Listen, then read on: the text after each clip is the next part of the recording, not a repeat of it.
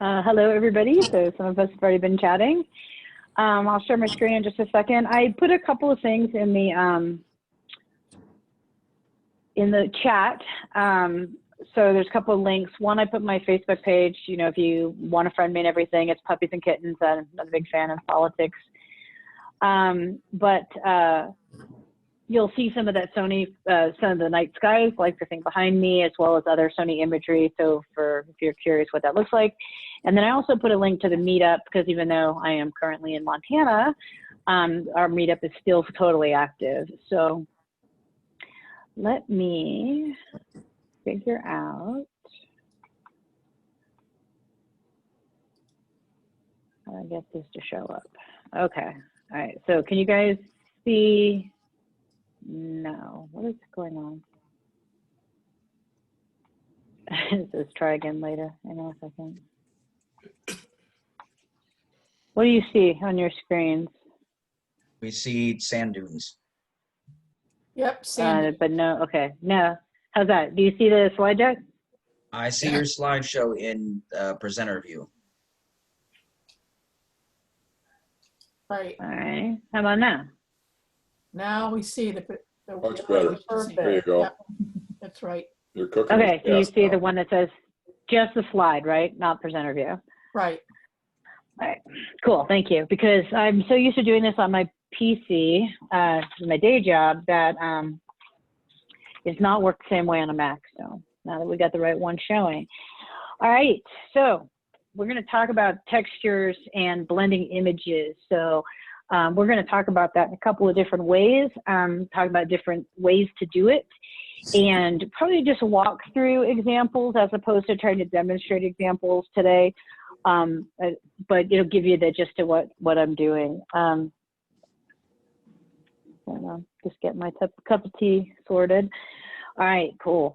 So I'm pretty good about it. I can't see you guys anymore, so I will say that you're welcome to put questions into the chat, but I will not see them. So if you guys see them, you know, just go ahead and interrupt me if you see a question in the chat, and if not, just go ahead and interrupt me. Take yourself off of mute and ask a question. I'm perfectly content with that. You do not need to wait till the end, although you're more than welcome to wait till the end as well. Alrighty, so what is the texture? You know, so the way to think about it is that it's got the characteristics, right? It's got structure, it feels like it might be woven, it feels like it's gonna be tactile, like if you touch it, if you look at the image, you're gonna feel like if you reached out and touched it, that it would have a texture to its surface, that you would feel it on your hands. So that's kind of how I think about textures, and what I think that they're trying to convey, at least that's how I look at it.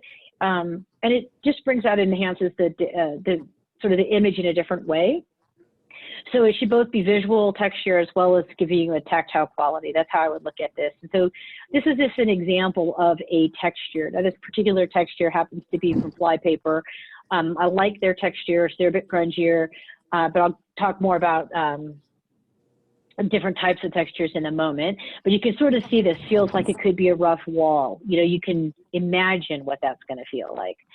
So, and why would we use them? So I think about textures and actually almost anything, whether you're using it as a software, you're blending your own images, as just another way to use our images. So if you really think about that, you know, we go out, we do all this shooting, and it could be wildlife, it could be landscape, it could be a macro. It doesn't really matter what the image is.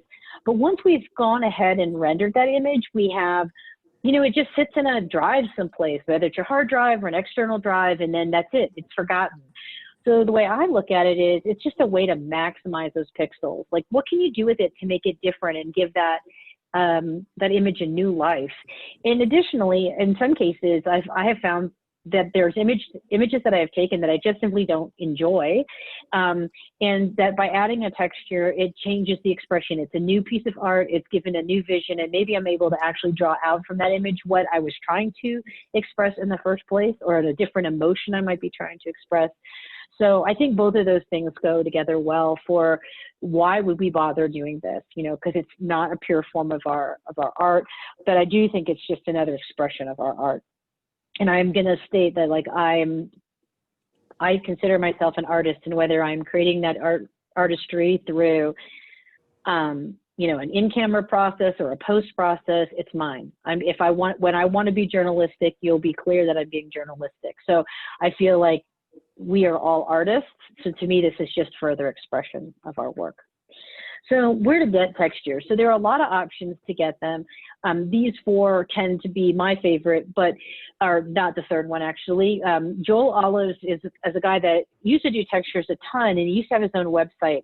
Now his texture packages can be found at Meredith Images, and I don't know if that's still accurate, but last time I checked that was the case.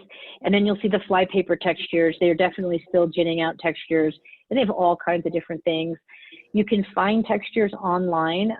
You know, all you have to really do is put out, you know, Google textures, and you'll get them. But I will tell you that, like Joe Olives and Flypaper, they make really high quality 4,000 by 6,000 pixel images. Whereas a lot of time with the free textures, they're going to look really great on the screen when you're out Googling, but they're not necessarily going to be full size. So you might end up with like a 100 by 200, you know, thumbnail. And when you blow that up to make it fit your full size, you know, 8 by 12 image, which is what our cameras kind of throw out, you actually run the risk of degrading, right? If you don't have enough pixels on the texture, you're going to degrade the quality of the overall image by blending, you know, pixelated imagery in the background. So I think free textures are a challenge, so I would be very cautious. But then last and not least is building your own, you know, going out, and if you see a wall, you see a rock, you see just, you know, could be dry dirt in the desert, almost anything can create a texture. And so often when I'm out shooting and I've kind of finished with my main scene, and I'm just, maybe I'm waiting on Jeff to finish something, or I'm waiting on a tour group to finish something, I'm just going to look around, see what I can find. And I enjoy just shooting texture. So in fact, the image in the slide here is actually not texture, it's water. It's the sun reflecting off of water, but you'd be surprised at where you find it. So building your own has a lot of power. There are competitions that allow you to blend images, but everything has to be your own. So getting in the habit of taking your own imagery as textures is good, because then it translates well for other uses. Just some quick examples of the things you can find. So this is an example of, from my Lightroom catalog, some of the Joe Olives photo thumbnails of his textures that I have. He also does overlays and other things. Here's an example of Flypapers. Like I said, you can tell they're a little bit more grungy. Now the neat thing about these is that even though they're all these random colors, right? You see all these like crazy colors here. That's nothing that a hue and saturation adjustment cannot change. So like if you open one of these up in Photoshop and you said, you know, maybe the fourth one in the across the top row from from the left. Well, I don't really want that to be this fuchsia color. I want the sort of vignetting to be blue. You know, that's just some adjustments in Photoshop, and you can take this one texture and make it multiple different versions. So you can actually start off with a small batch of textures and create hundreds of different options out of it. Same with the Flypaper.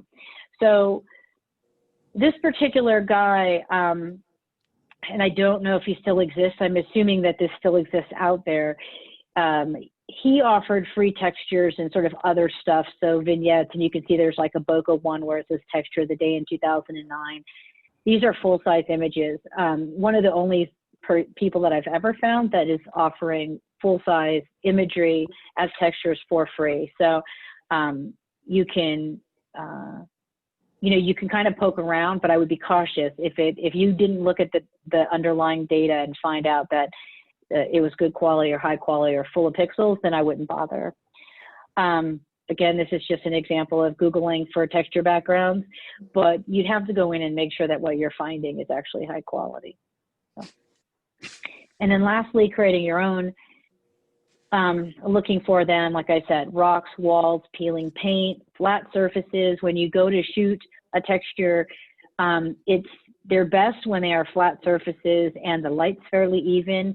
Or if you're going for something in particular and you want it to be shaded, that's fine, but kind of giving that thought, because you can always add a graduation to it to tone it down on one side or the other, or create a vignette.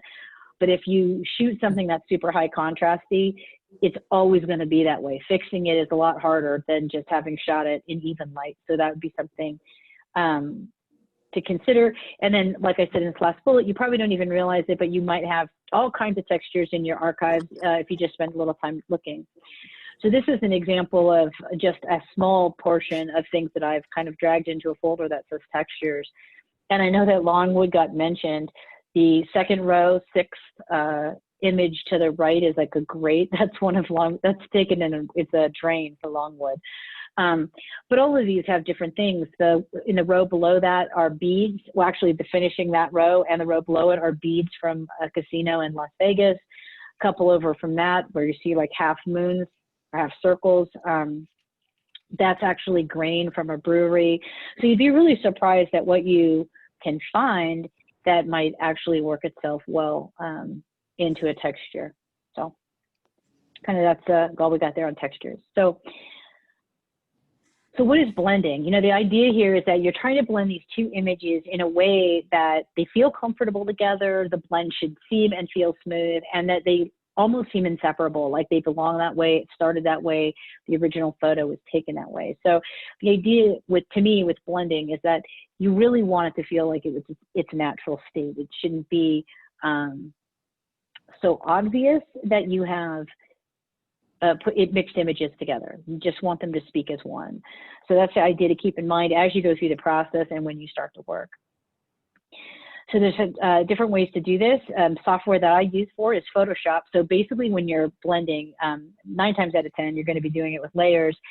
You can use Topaz software or SnapArt software in Lightroom, but you're not really going to be able to manipulate the 2 layers separately from each other, from that and from the main subject of your art, without having layers. So Photoshop to me is really the best place, even when I'm going to go ahead and use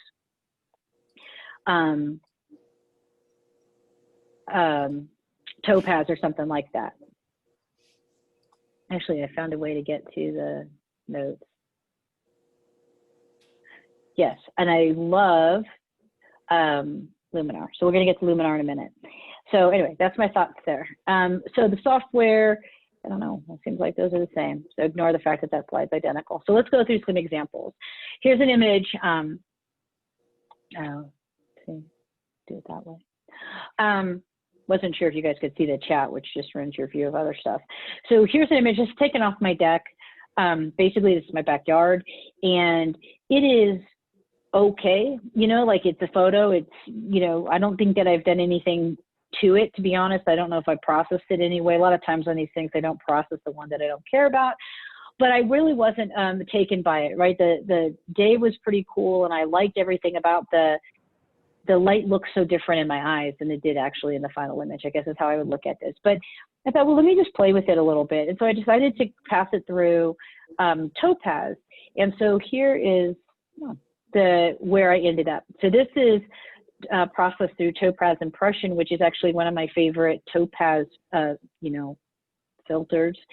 And I used Liquid Paint 1 and Liquid Paint 2 to get to this final image. And like I said, I use these things in Photoshop. So I could have blended back the other image if I'd wanted to, but I like the end result. And to me, even though this is completely an art form, right? It doesn't look like a photograph per se. It much more accurately captured how I felt about the day. The light in the trees, this glow and everything was much more realistic than the one before it. So here's another image. This was taken in Big Fork, which is a little town about 30 miles from us. And they had a Christmas parade, and we were just cruising around. So the photo itself is, I mean, I kind of had this idea of what this photo was going to look like. She was so neatly lit from inside the car there with the lights in the background. But at the end of the day, it was just like kind of a rubbishy photo. But I thought, you know, let me play with it, because I knew that I had an idea in my head of what this might look like. And in fact, when I went through and I processed it, now this time again, Topaz Impression stays on too, I ended up with more of a painterly field, and it really came across more of what I wanted. What I saw in the moment was this person out in the holiday. So again, I took a picture that I would never share and created something that I actually thought felt sort of interesting.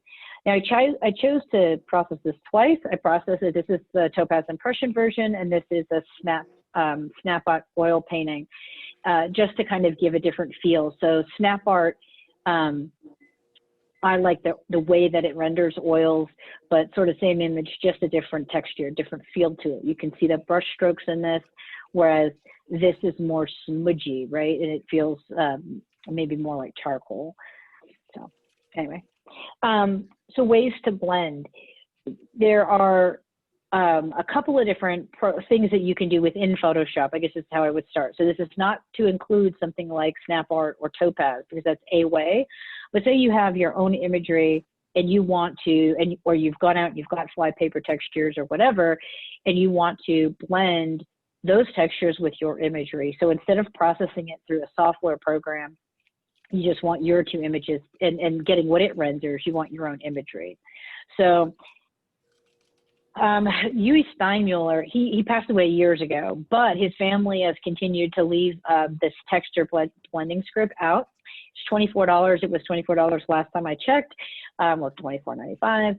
So this is a type of script that will like it chooses the two imageries and it blends it together, and it kind of comes up with some layers for you and editing layers that you can kind of play with. And so that I will show you what that looks like in just a second. And then there's another one called Russell Brown's texture panel. So this is a free texture panel. It's a script again.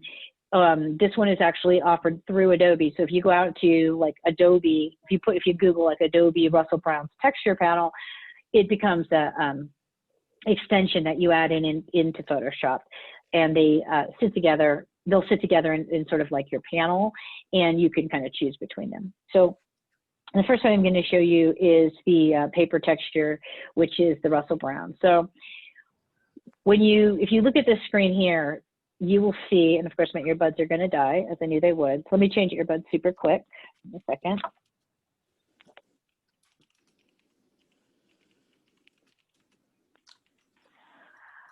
I'll probably end up doing that again before this adventure is over. Oh, well, I don't know where it is. Oh, there it is. Okay, so if you look at the pictures, the screenshots that are left of the photo here, this is a panel that sits in Photoshop. And when you download the Russell Browns, it'll actually bring in this little blue fly. And if you see it, like there's a white fly on a blue square, that is Flypaper Textures logo. And Russell Brown's paper texture script comes with some flypaper texture, so that's why. So they get the logo, and you're getting it for free, but they're giving you a handful of textures here. And you'll see it's a good amount of texture available. I think it's possibly 20, 25 textures that are available.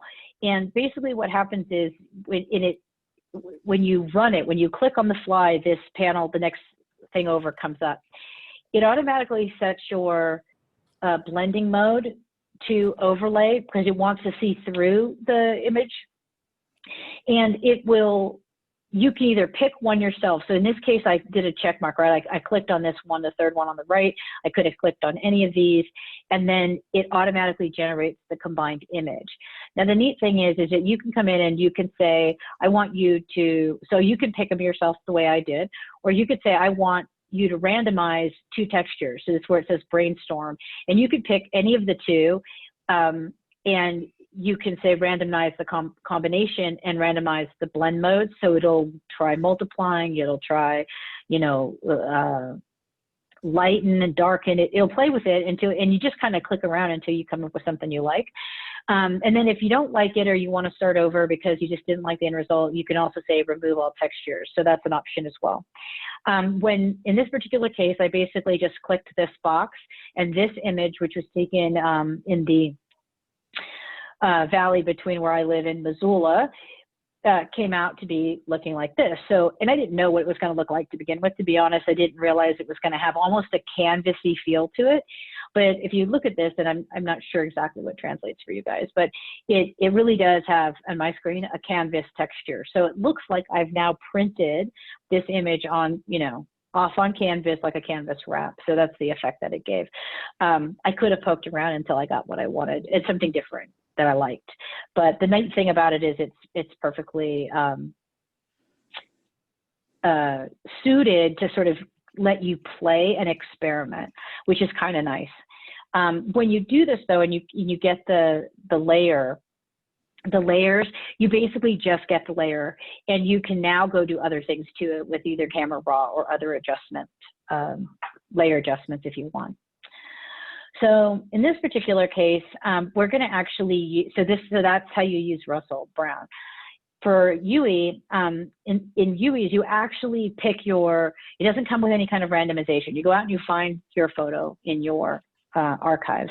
So in this particular case, this is a picture that we took when we were we did a tour to Patagonia, and this is Fitzroy outside of El Chatan, and actually kind of in the bottom corner is, you can follow the river to a couple of buildings back here. It's very hard to see. That's the town of El Chatan. So reasonably boring sunrise. Yes, I could probably pull a bunch of color out. I'm sure I did in my final image. This is not processed, but I wanted to sort of play with it and do something different. So I went through my file folder that says textures, and I found this overlay. So it's a bright sun overlay. And I decided that this was the overlay that I wanted to blend in, but I didn't want it to be like this big, right? Like I actually cropped the whole image down. So one of the things I needed to do is actually fix the overlay to be cropped the way that I wanted. Now, when you go into the script, so the difference here is how you get to the script. For the UE, you actually go to edit, I think it's edit, and then at the bottom it'll just say scripts, and you go to scripts, and when you load the script in, it puts it into that location. So basically you select it. With the way this one works is you actually you can do it from either side, but I think you want your photo first, and then when you open up two tabs. I guess I'm not articulating that very well, but in Photoshop, instead of opening up as layers, you open up your photo, and then you open up the texture or the overlay or whatever you're going to use. And now within your Photoshop window, you have two tabs, and you start off on the tab with your photo. And then you run the script, and the script will reach out and grab the other tab, and then that's what it marries. And it basically goes out, picks up the photo, places it, and then it does the rest of its action. So you can't have 2 or 3 tabs open, and you can experiment with which one you go into first. Do you start with the overlay, or do you start with the photo? I find the best result with the photo. But anyway, when you run the script, it basically will give you this. So you can see where it has placed itself, and it's put the sun up in the corner. That has to do with how I chose that crop, and it's colored the entire image to feel like the lighting is now correct, and it's got that kind of pink hue across the whole thing, and you can see the lens flare created by the sun coming across the image exactly how it would if I had captured a lens flare. In the case of this shot, the sun was way behind me. Like if you're facing Fitzroy, the sun's at like 5 o'clock, not at 2 o'clock. So there's no way for me to create this naturally, right? Not in this time of year.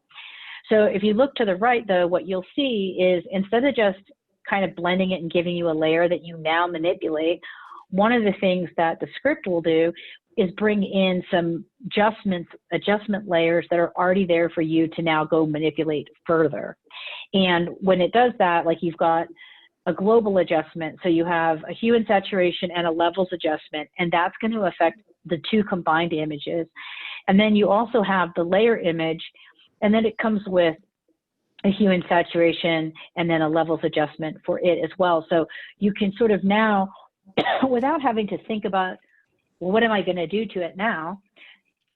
Huey has said, here's some really common adjustments that you're going to want to execute once you've got this blended, and you can start here.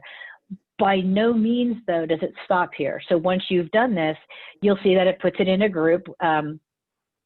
You can merge up, which is basically creating a stamp, and now take it out into Camera Raw or add any other adjustment layer that you want to further manipulate it. You know, in this particular instance, I didn't do much to it. You'll see what I did here. I basically went in and I combined the image.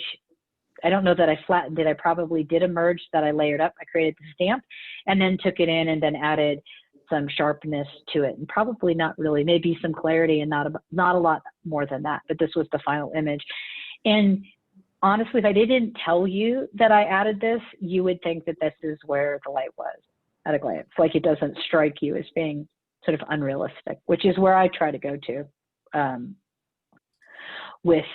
When I do blending, I want it to feel pretty natural or be totally obvious that it's a texture like the ones in Topaz.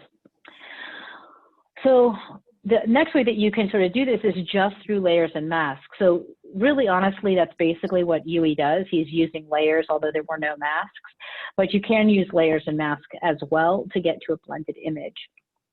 So we'll talk about that now. Basically, what I think about layers and masking, right, is it allows you to blend your textures in very specific ways, as well as potentially not completely blending. So that on that one with Yui, everything was really blended. I could have added a mask to like remove something. I didn't want to, but the masks allow you to say, well, I don't want the texture on my subject per se. I want it to be only around my subject, or you can leave the tonality without having the texture. So there's a lot of options that you can kind of create when you have layers. So we'll talk about that. And layers and masks, like this third bullet kind of goes to what I was saying. You can use layers and masks regardless of how you chose to blend the texture in the first place. So you can use it to blend textures, but you can also use it to manipulate other textures that you have blended. So here's the picture. Now this is straight out of camera. I super lucky the way that I had focused and the wide openness of the lens that I got just this one particular little daffodil in focus, the front of it, and then everything else was this really nice soft focus. So to be honest, like, I have no complaints about this image, and I didn't feel like it necessarily needed anything, but I was playing with it and I thought it was kind of fun. So I decided I wanted to try a texture, and I was just goofing around. So I decided to add this texture. So it's a blue texture. This is probably a Joe Olives texture. I liked how it was a little bit lighter in the middle, darker around the edge, and but you can really kind of see the scratchiness of like a drier paintbrush on it. So I thought it had like a really neat feel. And the image itself has some blues in it. So to me, these married, I went backwards, just so you know. It has some blue in the base here, so that texture felt very comfortable with the image, okay? So here's an example of them blended, and what I did in this image was I basically blended it in, and then I removed the texture, the texturization of the texture, not the color of the texture. I removed the texturization by using a brush in the texture layer. So I went in and I basically, how you would do that is you take this image on the texture layer and you use your dropper and you pick kind of a mid-range color. So I probably picked just right of center to get a middle color of the blue. And now my color picker, so my like little color boxes in Photoshop, turn blue. So instead of being black and white, which its natural state, it's now blue. And then I take a brush and I come back to this layer, and the way you're doing it is you're actually like kind of painting through it. You're not painting on this layer, you're still painting on the texture layer, but you're using the photo layer so that you know where the brush needs to be. But your texture layer is actually the one that you're painting on. And I basically painted that blue over this top daffodil. So it kept the tonality and color so that the whole thing still stayed in the same kind of mood, but it removed the scratchiness from the primary subject. So it's probably hard to explain. I have a video on it, but it is a way to do this where I've kept all of the blue tones throughout the entire image, but I've re-revealed my flower so that it feels soft in its natural state. In this image, this is taken at the Roosevelt Memorial in DC, and it's actually one of my favorite pieces bronze is within that whole memorial, which is one of my favorite memorials. But the image is just okay, right? You've got this big bright light at the top. It doesn't translate to me the way it should in terms of its colorization and the way it feels when you're in the moment. And so I tried to play around with it and say, well, how do I give this the look? You know, going back to that like yard shot that I showed you with all the beautiful yellows, how do I get the final image to look like what I saw? And or what I felt I saw. So I blended it with a different texture that had warm tones. So you'll see that it's got, you know, fuchsias and blues and golds in here.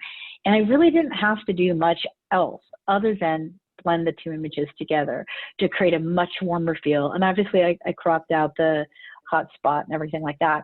But to me, this photo now better is something that I would share and be happy with, as opposed to the prior image, which I was like, I'm never going to share this, even though it's one of my favorite pieces of this monument. So this is an image of a gentleman playing banjo. He's in Georgetown. Really bright light day, very contrasty. And it made it very difficult because his skin under his hat was so dark, like his face is really lost here. And the light around him just was like kind of overbearing. And so but I didn't want to lose the moment because I really thought his music was great, and he was such a character that I wanted to do something with the shot, but I needed to figure out what to do with it. So if I had just brightened his face, he would have been very noisy. His skin would be noisy because it was so shadowed. So I kind of went a different direction, and I thought, well, I'm going to just grunge the whole thing up so that it doesn't look like I'm just brightening his face, but I'm in fact kind of giving the whole entire image a tone. And so I went with, you know, a warm sunny day where it kind of casted this nice warm light across everything. And because the texture existed, it didn't matter that when I opened the shadow in under his brim, that his face looks textured, because it kind of went with the entire scene. And then with a mask, I took it off the banjo and his hands so that they would be the focal point, but sort of the rest of it all hung together.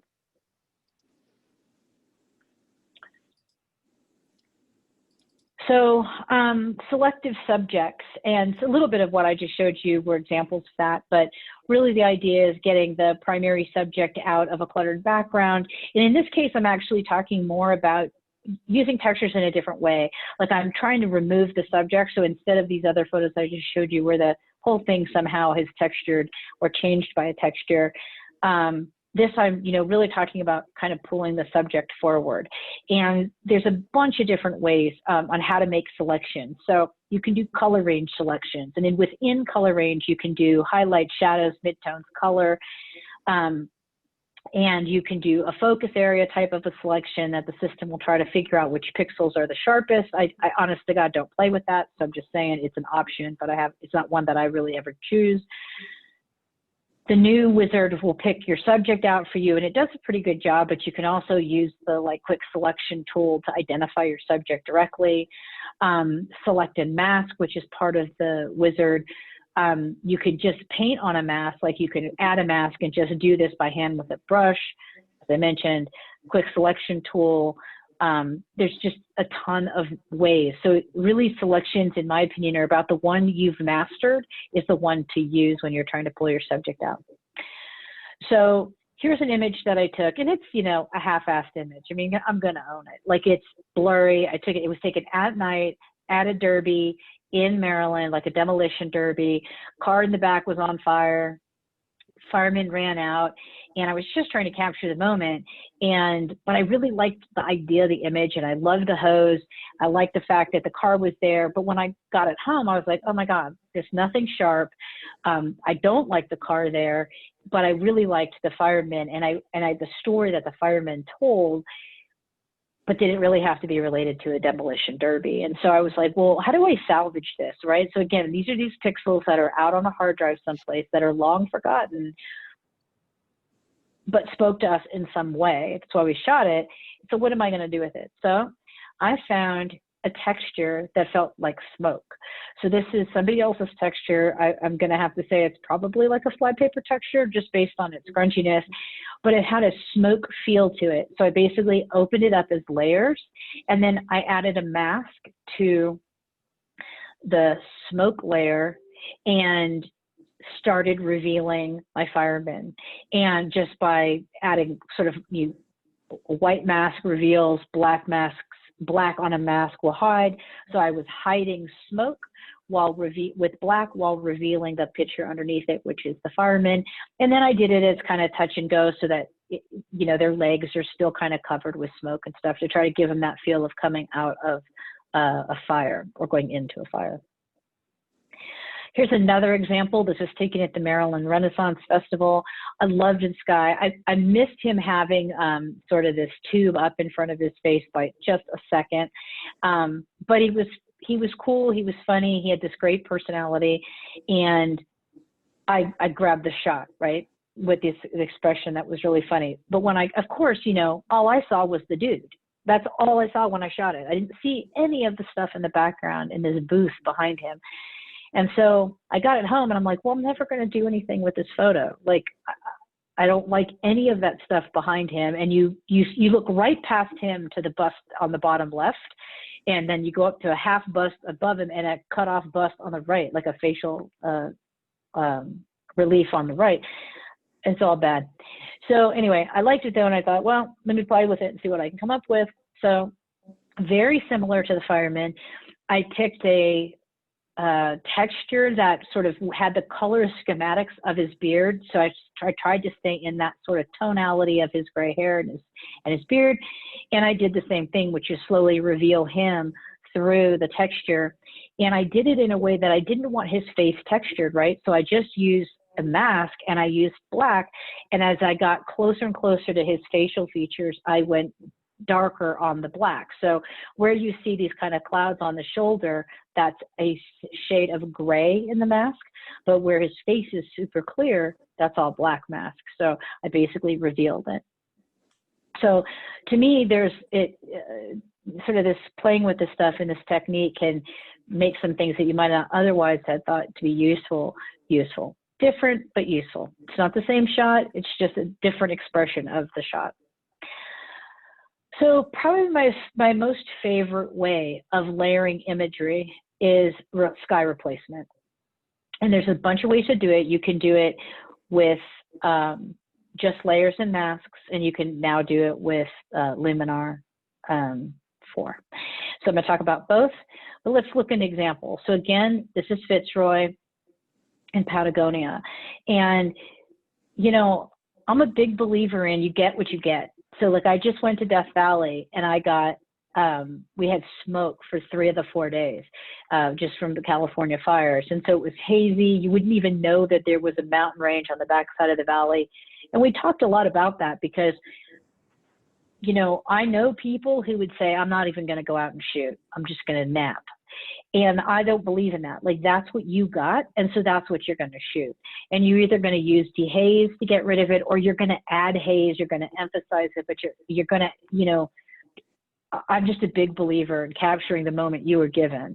And so here we are in Patagonia, known for its epic skies, and we have a ridiculously blue sky. If there's anything that bothers me as a photographer, it's clear blue sky.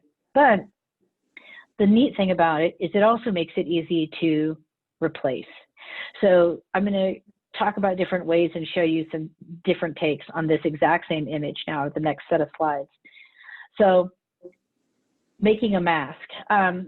The old-fashioned way, and this is really the current way if you don't own Luminar, but basically you take the quick selection tool or the color range tool and you sample the sky.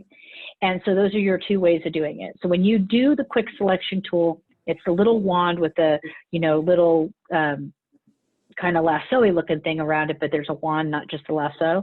And you basically would drag that across the blue sky and you're going to end up with, what they call marching ants. And you can see that it's done a pretty good job. If you look super close, it's missed a few places, and I'm going to show you what that looks like in a second. But you can also pick this through color range. So you would go to color range and you would say selected color, and then you would use the eyedropper with the plus, and you would tap around all over the sky until it picked up the entire sky. So those are your two ways of doing it. You'll see here the quick selection tool is in a screenshot right above the picture. Now, when you first do this, sometimes you can't tell what's missed, so it's always good to kind of look. And basically what I did is I added a mask, and it kicked out like these little points in the middle of the photo that I just aired. Like it just didn't work. I'm almost inevitably picking the wrong direction on my mask. So for me, that's why the clouds are down in the mountains, but it does really throw out what I missed. So that's with the quick selection tool. Now here's an example of the color selection tool. So what happens is I came in and I said, okay, I'm going to select sampled colors. And I always kind of keep a moderate little fuzziness here. It doesn't have to be specific. But what you do is you'll see that underneath it says, okay, cancel, load, save, and then you'll see these three eyedroppers. The left eyedropper is selected by default. But because I'm picking something like the sky, and skies are notoriously different shades, right? It's all blue, but the blue is not the same at the horizon as it is above your head. So I always pick the dropper with the plus, which is this one in the center. And then I start kind of tapping around to start picking up all the different shades of blue that I want it to account for. If I had kept the dropper on the left and I clicked, it would look for pixels within a very tight range of the pixel that I clicked on, and I wouldn't get any of the lower or faded or darker blues. So it's just easier to start with the plus and just tap around. So it does a pretty good job to start with. You can see I've gotten really good on the right-hand side. I've got a little bit of gray. So keeping in mind what a mask is, white reveals, black hides. So what this is saying is this white here to the right of the color range tool has fully picked this up, and it's revealing, it's ultimately gonna like mask the whole sky, whereas these mountains are black, not gonna be part of my selection. What happens though is this grayish area to the left of the mountains, that little bit of gray, meaning that there's black in there, is meaning my sky is not fully selected. And that might be okay depending on what kind of sky I'm gonna replace. If I'm replacing a blue sky with a blue sky and clouds, I might not care. But if the blues are different, you're going to see it. So when I go to do a sky replacement, I want a clean selection, right? So to do that, you actually, and I will say you will also see that I've got the snow in the mountains also got picked up because it has a blue hue to it, reflecting the sky. So for this to really work though, you need to clean it up and make sure you've got black where it needs to be black and white where it needs to be white. So that's the next step. And basically you can do that a couple of different ways. You can use a brush on the overlay. The brush mode should say overlay instead of normal. And then you want to first make sure that what you're painting is white. So your color selection tool is going to be white and black. I always kind of start with the white. So if it's white, I put the brush in overlay mode and I start just kind of going around everything that's white. And what you'll see, you can see here, I did a stripe down, just nice and dramatic. Because it's an overlay, I was able to like actually go all the way to the mountain and around the mountain and on the mountain without changing the mountain from black to white. If the blend mode on the brush had said normal, I would have done a white stripe and then I would have white stripe into the black. So by going to overlay, it only paints white where white is supposed to be, and I'm telling it that this gray is supposed to be white. So you can see here in this front shot, all that gray is now gone, and all you're seeing is my black and white mountain. When it comes to the white that was in the black, you do the reverse. And you basically, now you bring the color on the picker to be black. And now with overlay, you start painting on all of this white and gray in the mountain and turning it to black. So you can see me cleaning it up down here. And you do this, and if you have to, you can actually go back to normal and literally paint over with black on black. That's fine. Just make sure you don't hit any of your sky, because you will leave black in the sky. And that's not what you're going for. So once you've cleaned up your mask so that you've gotten it all black and white the way you want it, the next thing is you bring in the sky you want to replace it with. And now we can go crazy, because now we can replace it with any sky we want. So in this particular case, I went out and I found a sky that had like a sunset, and then I toned the image itself to be warmer so that this felt normal. Here is a blue sky, but with clouds, so it feels more dramatic than the boring blue sky that I had. Here's a different kind of cloud cover, and that's a different photo. So this warm is up here. So this is just pulling in various versions of skies and experimenting until I find one that I like. And honestly, of them all, this is my favorite. So I even though I was taking a bright morning shot, this mood felt more comfortable to me. But just an example of the change. Taken up in Maine, you know, kind of a semi-cool shot, but boring as all get out. Again, a benign sky and a benign day with benign light. Not my favorite moment, but I was there, so I'm going to shoot it and I'm going to play with it later. So exactly the same process as I just showed you. And this is the sky that I put in, and I then toned the rest of the image to feel more dramatic, you know, add more clarity, add more shadow. And now this is the final image. When doing lighthouses, you have to be really cognizant of making sure that your masking worked properly behind the grates of the, you know, the railing, and also through the glass if the image has glass. And in this particular case, by picking blue, with a color picker, you're going to get really close to getting all of this correct in the mask to start with, and that helps. But then you have to get in there and zoom in and clean it up so that it finalizes itself in a way that feels normal.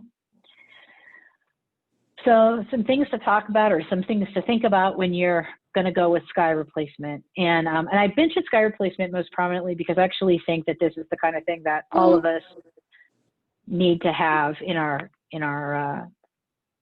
arsenal of tools, because we don't always get what we want when we go someplace to shoot, but that's what we got, and we might not want to keep it, and so we need to be able to change it. And so sky replacement to me is like the most kind of key technique that you should acquire. Things to think about though, what was the original color of the sky? And the reason you think about that is because going back to Patagonia, the sky was blue. And if I just put another blue sky with clouds in, that's much easier to handle because the tonality of the light is the same, as opposed to when I went with the sort of moody clouds, I actually had to make more manipulation of the original image so that my mountains were warmer. So it's important. You don't want to, and I'm going to show you an example of like a poorly decided or chosen sky, because it doesn't feel real. And like, again, your goal is to make it feel real. The direction of the light. So you can have light that comes from the wrong direction, but you're more likely going to get called out on having done it. So you want to try to make sure that you're putting together something where the light in the clouds follows the light in the subject, right? So if the clouds are front lit, if your subject's front lit, you want front lit clouds. If you have backlit clouds, then you have to, you know, that's taking the viewer to a place where they have to rationalize something that just doesn't make sense. So direction of light's really important when you're picking out what you're blending. And the next one is a little bit more subtle. You want to make sure that when you're picking clouds, that the clouds are representative of weather that can actually happen. So if I were to like go shoot the beginnings of a tornado and I was going to go stick that into like Montana, that's not representative of weather that happens here. And, or if I was going to go to the Palouse and I had a blue sky and I wanted to put clouds in, wispy white clouds are not common. Puffy white clouds are more common. So you want to really think about, you know, if I'm in a place that doesn't get lenticular clouds, I shouldn't be putting lenticular clouds into my image, because people are going to go, that doesn't even happen there. Like, and you just don't want that. You don't want to have that conversation. You want this to feel like a single image. So make sure you give some thought, is the weather that I'm representing, you know, even possible in the location that I'm taking a picture of? And then are you going to be able to manipulate the image enough to get it so that it fits the sky that you're picking? So that's another side of it. Like, it's easy to tone that image to be a little bit more golden to match the clouds I chose. But I'm going to show you one in a minute where I couldn't, no matter how much badly I wanted the clouds that I chose, there was no way for me to get the mountain to match. It just didn't, it felt totally unnatural. And then lastly, can you even make a mask? And when you're doing it as layers and masks, that can be a challenge. Now we will talk about Luminar in a second, because Luminar is kind of really bridged this gap, but there are a lot of techniques to mask making. If you go out to YouTube and you Google Roadrunner, I have a couple of masking techniques out there, very complicated masking techniques that'll let you get around leaves and stuff like that in trees, or around branches of trees, but it takes a lot of practice. And so if you're not quite that skilled yet, you know, you want to make sure you can, like, you're picking imagery that you can work with so you don't get frustrated. Everything is just about practice. And like I said, I've got a bunch of, you can go to our website. There's a learning and there's video. Like, if you go to Roadrunner's website, and I can throw that into the chat as well, there's a learning page and then how-to videos, and you can find the videos there as well. So here's an example of a sky that I think is stunning, and it's properly lit, like it's lit from a similar direction. But no matter what I tried to do to try to get that mountain to fit, now obviously you don't see it here, but I could not manage to get the right colors of pink. Now that's just about my skill set. I'm sure there's somebody out there in Photoshop or with a level of patience that I do not have that could make this tone to fuchsia, but it's just an example of it doesn't marry, because I took a shot in the middle of the day and I'm trying to put this very, very, very close to sun being gone light. It's just more energy than I needed. And again, we'll show this one again, which is I had a blue sky. So if I use a blue sky, it feels natural. Now, frankly, this one probably doesn't work for me as well either, because there's so much wispy cloud.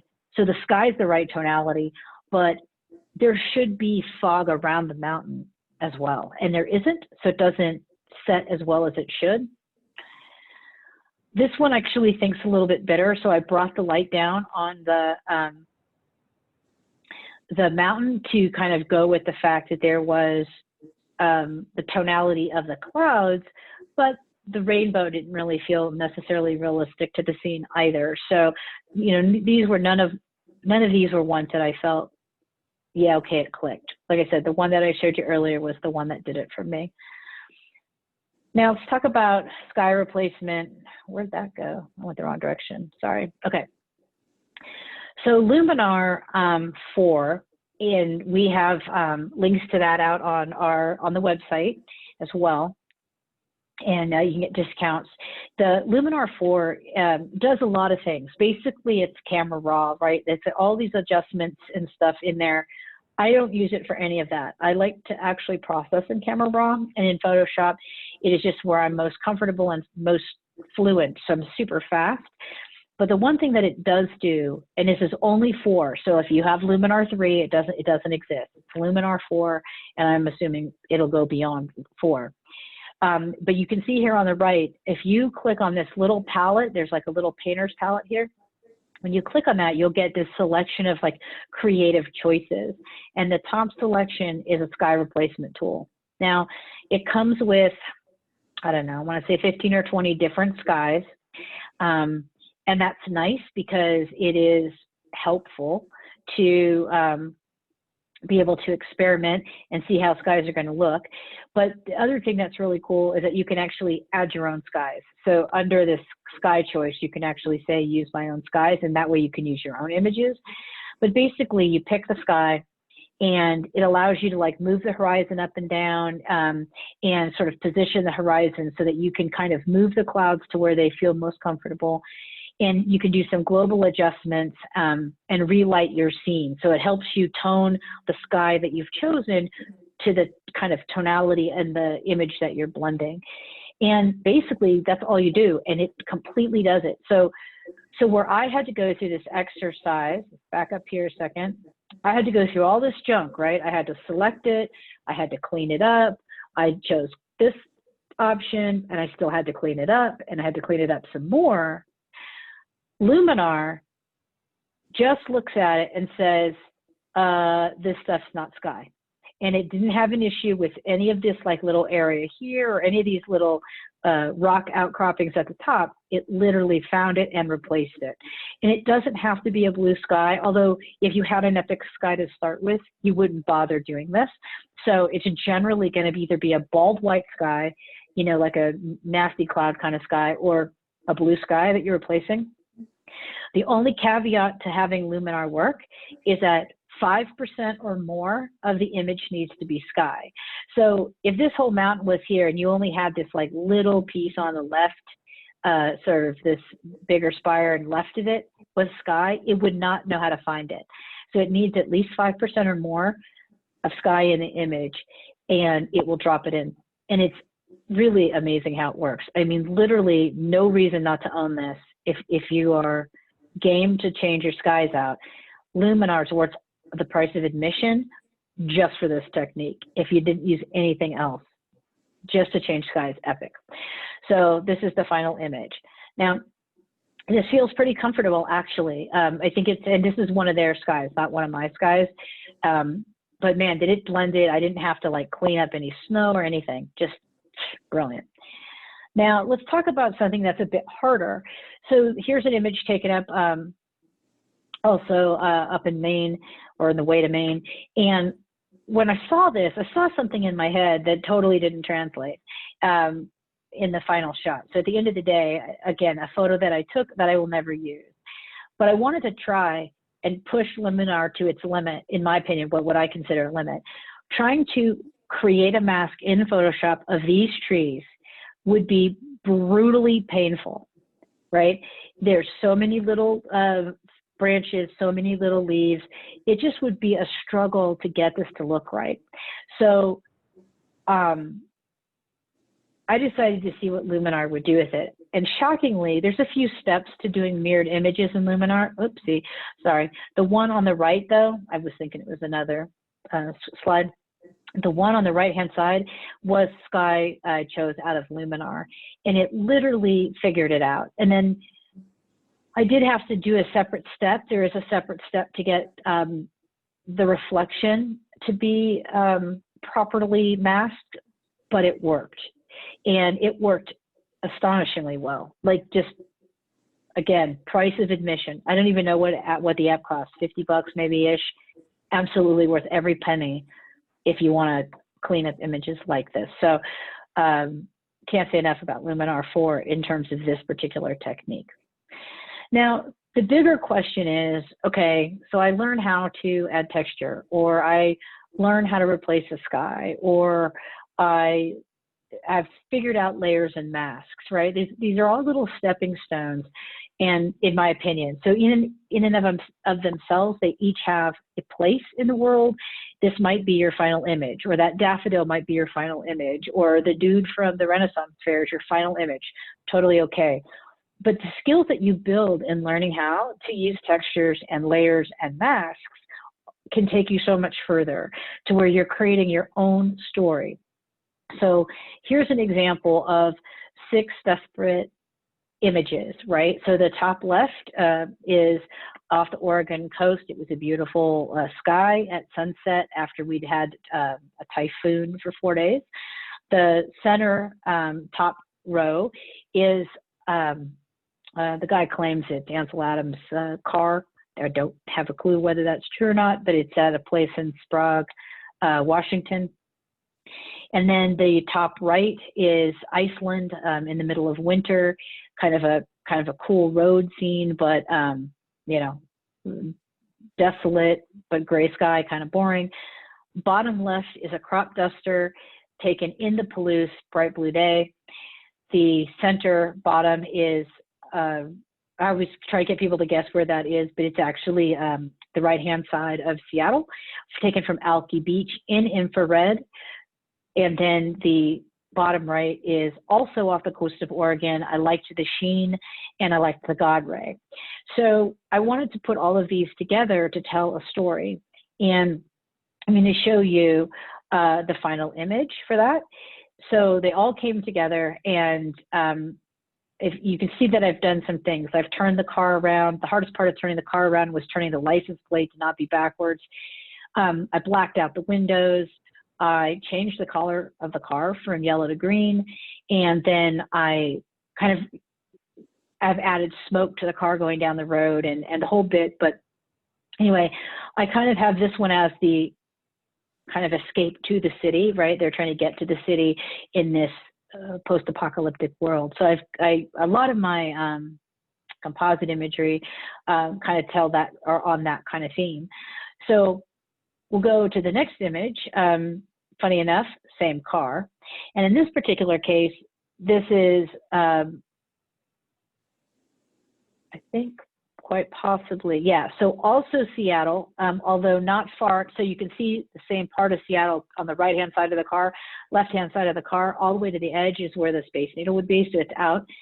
The ground is a different road in Iceland, the same car, only the front end. I turned on the headlights, obviously made this black and white, used a different sky. The sky's also, this sky's from Iceland, and then the lightning is from Shenandoah, and kind of an escape from a city kind of scene. The lady in the car is actually from Harper's Ferry. They do a reenactment, and she was a character there. So, and I had a bus shot, and that's all I really needed, right, to drop her into the car. So that's that. This is a shot taken in, I want to say it's a rubber factory, and I want to say this is over near Longwood. And then the breakdancer, though, is from New York. So again, putting them together and making them feel like they belong there, like he's breakdancing in this abandoned house. More of my post-apocalyptic theme.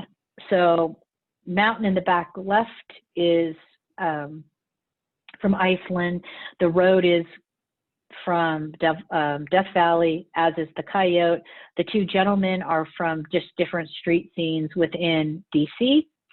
The chain is from Oregon. It was just the pile of chain that I don't even know why I photographed it, but I did, and it worked out well here. But it's just a pile of chain, and then the truck itself is from Tillamook, Oregon.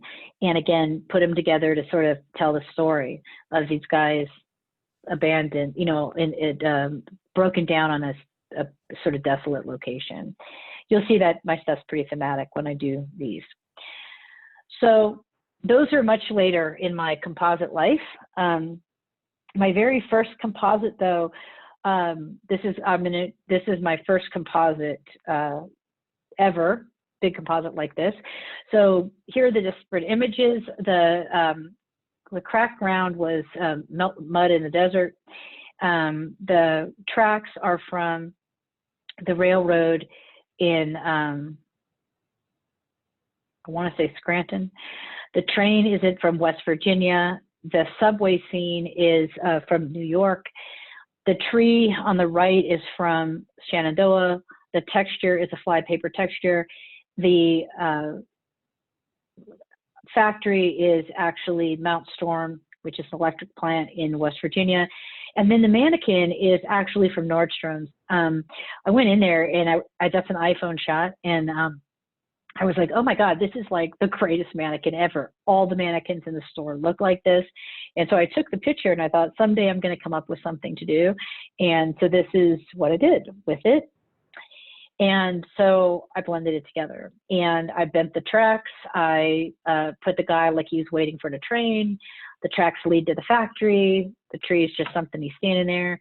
the train is reflected in her other eye, and I kind of built it all together. Now, I'm not saying that this is what you're going to want to do with your imagery. I'm just going to showing you that the techniques that I talked about in the front end of this presentation can lead you to your limit is your creativity, right? So whatever you're game to try is achievable once you have practiced the techniques. So here's another set of images. That's the Trans-Allegheny Lunatic Asylum on the bottom. And all these images, except for the one on the right, are all from the asylum. And then the one on the right is a self-portrait. Jeff did the barrel roll on the camera, but I set the whole thing up, and that was taken at St. Albans in like Roanoke, Virginia.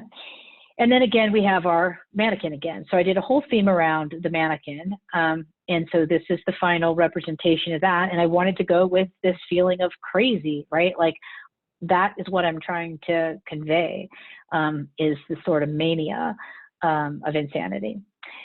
So this last one, and I'm going to show you, this one I'm going to show you how I actually built it as opposed to those. I have a video, I have a speed video of this. Here's our mannequin again. The planet up in the top left is a planet I created from a program called Digital Heaven. You can, kind of create any space scene you want with it. And this is just like the colors and the tonality of it. Again, the same flypaper texture. The bottom center is Death Valley, the Devil's golf course, I think. The eye is Jeff's eye. And then the little dude with the umbrella was a little dude who was leading a tour of the Lincoln Memorial, and his blue umbrella was his signature so that his group would know where he was. I have already taken him out, right? I selected him out of the picture of the Lincoln, and then I also created a shadow of him in general, so he casted a shadow because, there was going to be light. So let me see if I can. I'm going to show you the final image, and then I'll go do the video because this is really the last slide. So this is what the final image looked like when I was done, and I'm going to show you the video of how that's created.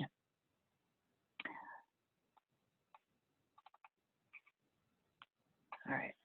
Now, I don't know. I don't think you're seeing it, so let me get it. I think this is where you guys are. Do you see a black screen now?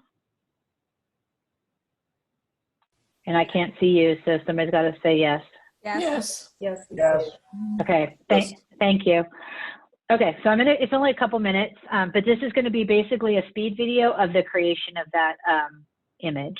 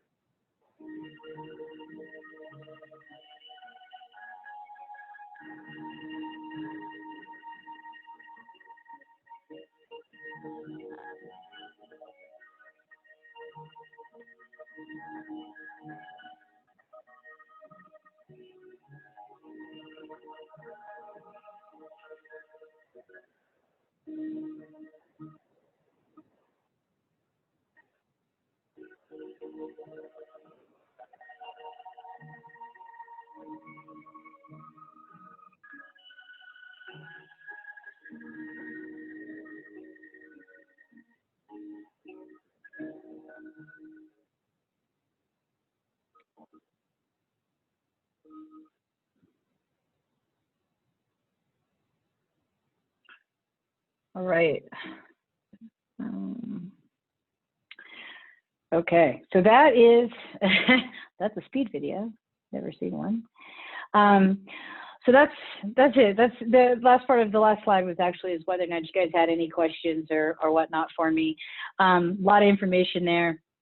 I haven't spent, they take time. So that speed video, although that was 3 minutes, the time it took to actually build that composite was probably about 8 hours.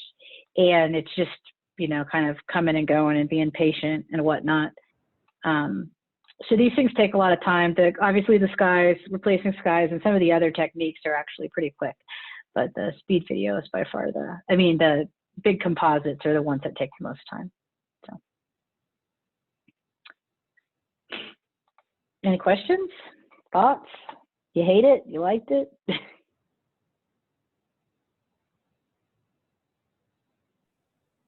Guys are all on mute, so I don't know if you know that, but if you want to. Well, I like seeing what you can do. Some of that stuff is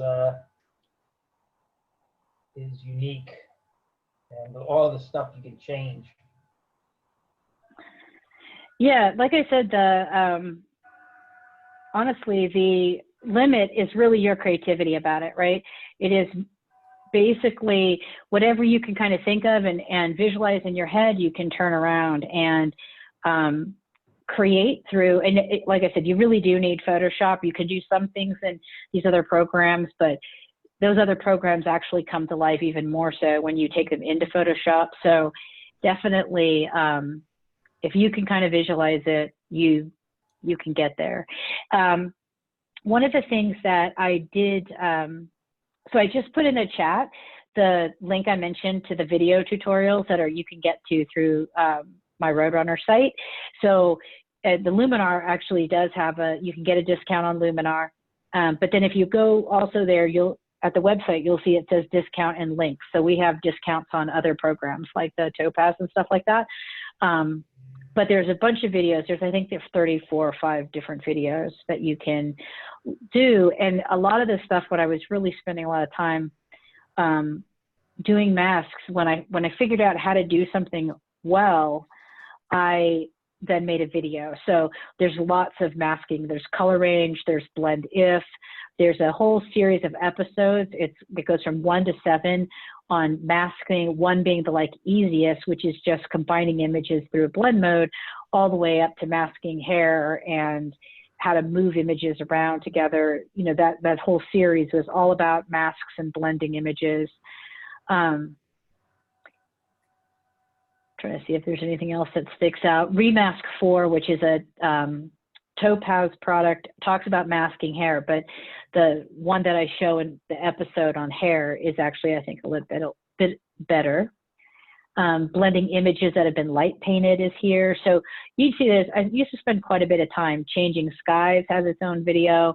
It doesn't talk about Luminar because at the time I made that, it didn't have Luminar, but it talks about the more traditional ways and takes you through the process. So yeah, all kinds of different stuff that you can, they're all for free. You can just go watch them. So. The skies that you were using, were they your skies or were they skies you got from somewhere else? So do you take pictures of skies and save them to use in images? Yeah, so definitely. And so let me, I'll just show you an example. I'll share my screen, let me get the thing set up to show you. On the video that I have about changing skies, I talk about, I think that thing demonstrates 6 or 11 different skies that I used, but I will be honest, I shoot skies and it doesn't matter where I go. So let me share my screen one more time. It's going to be kind of hard to see, but this is what are you seeing? Oh, wait a minute, I didn't share it yet, dummy. Okay, so yeah, so you see in Lightroom, right? Mm-hmm. Does Yes. Armagosa. Okay, so right here on this side, it says skies. I have a whole folder. There are 3,600 skies. Oh, wow. And some of those are duplicate, but I take skies of everything. So these are all night skies. These are very old Milky Way. I got better Milky Way now. Moons, you know, different environments, different days, time of day. Some of them are cell phone shots. Some of them are infrared, you know, crazy sunsets, you name it. If I look up and the sky is amazing, I take it. This is the one that's particularly lovely with a gigantic dust spot in it. You know, that's my super save. But anyway, so the short answer is, if you look outside, in fact, today's a great example. I had to run into town and I was running late, but the sky over the mountain was amazing. And I'm like, forget it. I pulled over and took a picture with my cell phone. And one of the reasons, I have no problem like taking, try to get past this. So that's what I'm saying. 3,600 is probably not totally accurate, but, you know, every kind of light, right? Because you never know what you're going to want to blend it into. And so I have zillions of options, and I don't care that this like building's here, because what I cared about was like the sky. This happens to be the Palouse. I have all kinds of Palouse skies because I know that I'm going to go to the Palouse and get blue sky. So how do I want to make sure that I have skies from the location. So if you're out and about on a trip and you have this beautiful sky, but it's not like you're really out shooting in that minute, take the sky, because then you're going to have an archive of the skies that are realistic for your location. So I've got tons and tons and tons of skies from all over. Every trip is represented here in a sky format. Wow. And yeah, so I just collect them. And a lot of times when I've taken a shot like these, where I know what I was doing was just taking the sky, I drag them from the folder into the skies, right? Some I leave because then I have a reference point, but then I also put them in my skies so that whenever I want to find skies, like here's long exposure skies, right? Puffy skies, you know, you just name it, they're all here. And I also take skies like this as an example of like darker clouds, you know, like this image. When you have, say you go out and you shoot a cloudy day, right? And I don't mean like this kind of cloudy day, just a crappy day, right? A gray sky. The lighting on the rest of your image is really geared for clouds, right? In that moment, you're not going to drop a blue sky into that moment.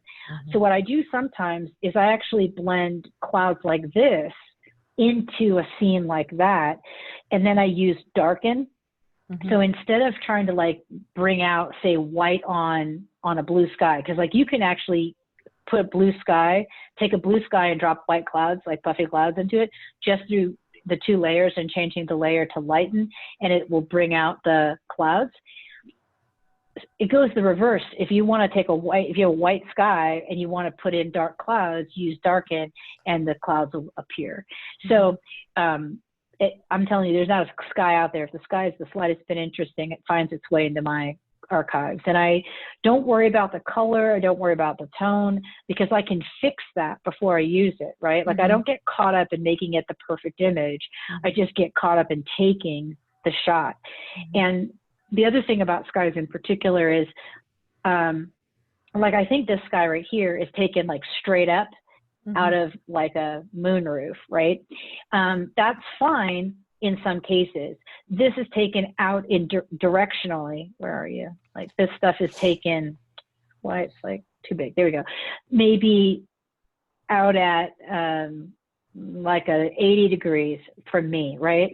And then I take skies that are like way out in the distance, because if I take a picture that is a big horizon, it's very hard to manipulate a sky like this to feel comfortable in something where that cloud should be very far away.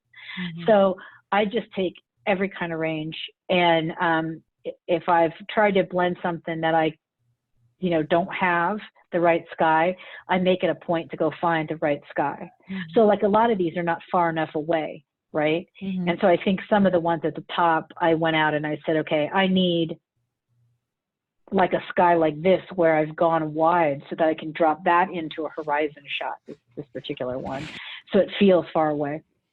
So you gotta kind of think broadly and then just start collecting. But I have a whole folder that I keep around so that when I get to a crappy sky, I have a way to use it. Wow, that's really great. Thank you. Denise, there is a Yeah, question yeah, in you're the welcome. chat. I don't know if you've already answered Okay. this or not. Do you Let photograph me sky see. replacements at certain focal lengths or apertures? Kind of all over. I would say, like I said, so I didn't really finish this thought. I take a lot of skies. I happen to take with my iPhone or my cell phone. Doesn't have to be an iPhone. Could be a Samsung or a Droid. And part of the reason is, skies are at a distance, right? So if we go, I know she'll share in my screen. So if we look at this picture, that's just part of the Mac. When you look at the scene, skies are in the distance, right? So I can take a picture and it might be wide open at 2.8. I can take a picture off the cell phone, which is like f8, and I can take a picture where it's a lot clearer, and I might have been at f16. I don't actually tend to shoot at the smaller apertures unless there's a particular reason, like I'm trying to get a starburst or something like that. When I go to blend the sky, I almost invariably will put like an Orton glow on it, some sort of blur to it, because it's not meant to be tack sharp. And sometimes you might shoot a landscape that has like f11, f16, and the sky was sharp. That's fine. Like this particular image, if it's not multiple images, the mountains in the back of the dune got a lot of clarity to them. So maybe f16, f11 here. But in general, if I soften that up or I denoise it, like I put it through a noise reduction program, it'll soften it up enough and remove any kind of aberrant stuff in it, and then it fits. So I wouldn't get caught up in like, what's my f-stop? I'd say probably 9 times out of 10, I'm probably 6.3 to 8, or it's an iPhone shot. And the reason the iPhone shots work is because I am going to soften it, right? So it doesn't matter. It's not going to feel pixelated in comparison to the rest of the image because I'm going to go ahead and smooth it out anyway before I drop it in. And then it just feels natural. So if you are out and about and the only camera you have, the best camera you have is the one you have. And if that's your phone, then it doesn't really matter. So if that answers the question, if not, Linda, just reiterate your question. But I don't worry about it too much because I'm going to process it. I'm going to smooth it out. I'm going to work it like I would any other image, basically. And then I'm going to blend it into the rest of my work. And I will actually, while that's showing, let me just show you this. When I talk about textures, I have 3,400 textures. So I have them from all kinds of people. So here's some Joe Olive textures. Well, it's not a good example, right? There we go. Joe Olive textures. Jessica Drosen does textures. These are all textures I've bought over time.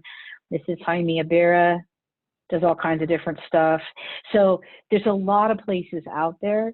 The only thing, like I said, I stress is that you buy really good quality.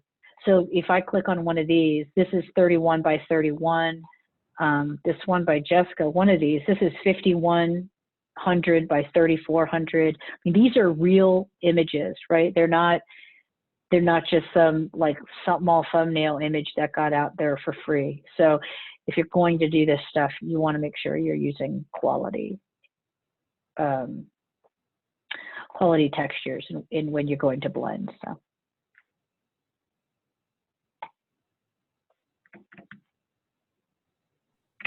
All right. Anybody else before we call it a night?